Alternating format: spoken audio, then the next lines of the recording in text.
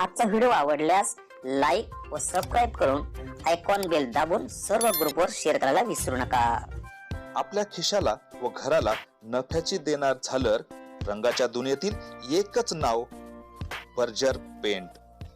अधिकृत विक्रेते हिंगणे मेजर, Berger paint, Kothari heights, Delhi वेशीजवळ, श्रीगोंदा।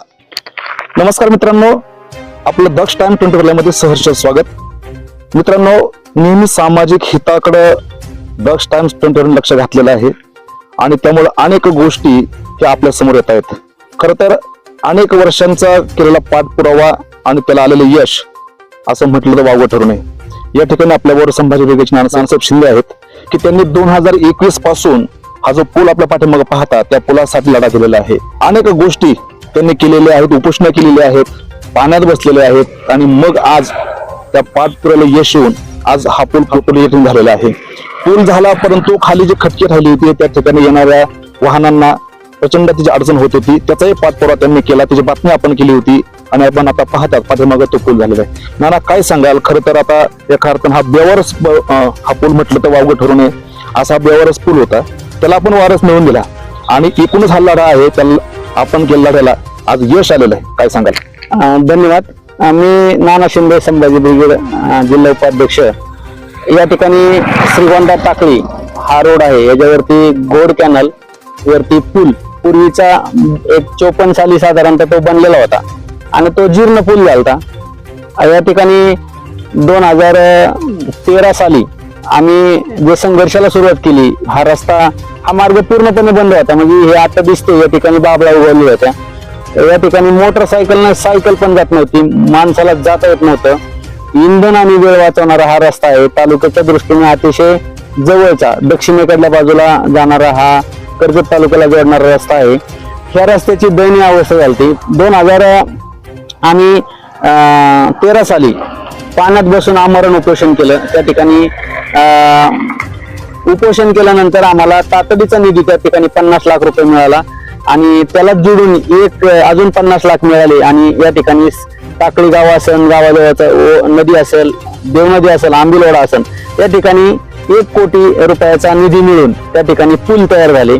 ते 2014 साली झाले आणि त्या ठिकाणी मग तिथून पुढे सुरुवात झाली। म्हणजे आम्हाला हा रस्ता पूल हा संघर्षातूनच मिळाला आहे। आम्हाला असं कोणत्याच आमदारांनी खासदारांनी आम्हाला सहजासहजी हे दिलेलं नाही, ते स्पष्टपणे आपण बोलतो, कारण की आम्हाला या ठिकाणी संघर्षातूनच हे रस्ता पूल हे सगळं मिळालेलं आहे आणि आम्ही वेगवेगळे आंदोलन उपोषण केले आहेत, त्या खात्याने आम्हाला सहकार्य केलेलं आहे आणि या ठिकाणी हे कामं झालेली आहेत। या ठिकाणी तसंच 2021 साली हा पूल जो आहे गोड कॅनलवरचा तो जुना झालता आणि तो पडण्याच्या मार्गावर होता। या ठिकाणी बरेच ऍक्सिडेंट या ठिकाणी झालते, त्यावेळेस वेळोवेळी संभाजी ब्रिगेडने या ठिकाणी पाठपुरावा केला। या ठिकाणी आपण पाहतोय या डीपीच्या शेजारीच मांडव टाकून मी या ठिकाणी उपोषणाला बसलो होतो। त्यावेळेस 3 खात्याचे मला पत्र होते। त्या ठिकाणी मुख्यमंत्री सडक योजनेचे जे अधिकारी होते म्हणले की बाबा हा निधी आम्ही काही याला धरलेला नाही, इस्टिमेटला आमचा जरी ताब्यात असला तरी आम्ही काही धरलं नाही, आमच्याकडे काय आता तातडीने निधी नाही। तर जिल्हा परिषदकडे आम्ही गेल्यानंतर ते म्हणले आम्ही 10 वर्षासाठी बांधकाम ह्याच्याकडे दिलेलं आहे, आम्ही मुख्यमंत्री सडककडे दिलेला आहे। त्यानंतर आम्ही गोड कॅनल वाल्याकडे गेलो, इरिगेशन वाले म्हणले की हा पूल आम्ही नाही बांधू शकत, फार तर फार आम्ही दुरुस्त करू शकतो। अशी परिस्थिती 3 खात्याने हात झटकून मोकळे झाले आणि त्यानंतर हे काम थांबलं गेलं। मग पर्यायी आम्ही उपोषणाला बसलो। उपोषणाला बसल्यानंतर आम्ही लेखी आश्वासन घेतल्यानंतरच आम्ही उपोषण सोडलं।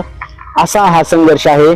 2021 ला संघर्ष चालू केला त्या पुलासाठी आणि 2026 उजडले, 2 तारीख आहे, आजच्या दिवशी हे काम पूर्ण झालेलं आहे। खरं तर यामध्ये एक आपण जसं लढा दिला तर लढ्याला खरं तर अनेक जे अधिकारी आहेत त्यांनी आपल्याला सहकार्य केलं, तर त्यांचे आपण आभार कसे मानाल?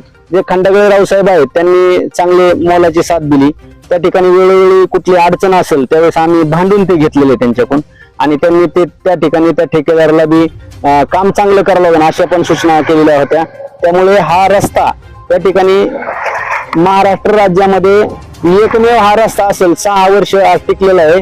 मुख्यमंत्री सडकचे रस्ते टिकत नाहीत, पण या ठिकाणी मी डांबर मोजून घेतलेला माणूस आहे। डांबराचा भाव जर आल्यानंतर तो मार्केट यार्डवर वजन करायचा आणि किती किलोमीटर स्प्रे केला आणि मला किती त्या ठिकाणी सिलकोट झाला हे मी सगळ्या लेखाजोखा त्यावेळेस मी त्या ठेकेदाराला म्हणजे त्या ठेकेदाराकडून करून घेतला. तर ठेकेदाराची प्रतिक्रिया आला की मी महाराष्ट्रात बरेच कामं केले पण असा माणूस भेटला नाही. त्यासाठी असंच काम प्रत्येक गावाखेड्यामध्ये प्रत्येक सुज्ञ नागरिकांनी करून घ्यावं, तरच हे रस्ते टिकतील, नाही तर रस्ते टिकणार नाहीत.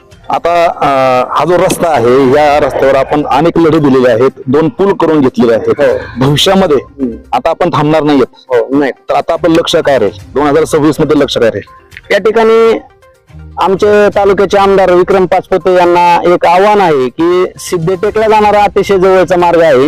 या ठिकाणी शेडगाव फाट्यापर्यंत तरी तुम्ही हा एक 7 मीटर रुंदीचा श्रीगोंदा शहरापासून ते शेडगाव फाट्यापर्यंत 7 मीटरचा रस्ता कॉन्क्रिटीकरण करावा आणि हा पहिला रस्ता 26 मध्ये घ्यावा. तुम्ही तुमचं आम्ही स्वागत करू आणि हा गरजेचा आहे. आणि तुम्ही तालुक्यामध्ये कुठलाही रस्ता घ्या, त्याच्यामध्ये जी सगळ्यात जास्त वाहनं ह्या रोडने वाहतात हे लक्षात घ्या.